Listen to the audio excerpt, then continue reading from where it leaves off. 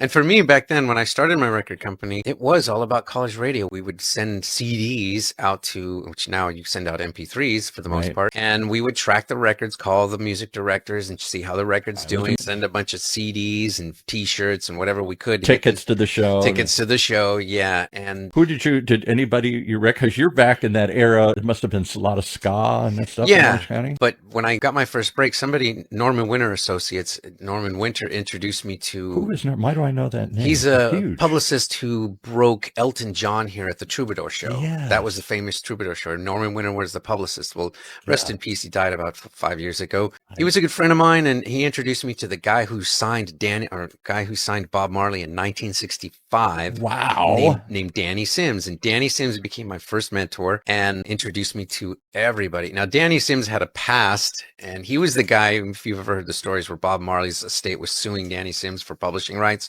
Danny Sims was suing Bob Marley because... Well, everybody sues everybody at some yeah, level. That's just how the game is played. Yeah. So after I marketed Bob Marley because Danny had 250 songs, his contract of Bob Marley to Chris Blackwell, and the rest is history. Bob Marley became huge. Danny started to go after Bob, saying, hey, I still own your publishing. And that's when the fighting went back and forth. But Danny, along the way, he was releasing all these songs, and I became the one that marketed them. He got a hold of me and he said, my records aren't selling. He was really angry. And I said, well, it's because you're marketing it to the wrong demographic. You need to market it to college students, because college students listen to Bob Marley and smoke pot. That's right. He gave me a budget. I hired 6 girls. Of course. Yeah, of course. That would have worked because well all the on music me. directors at the time were Guys. male. Right, yeah. And they sweet talked him. And in 5 weeks, we had that record to #1.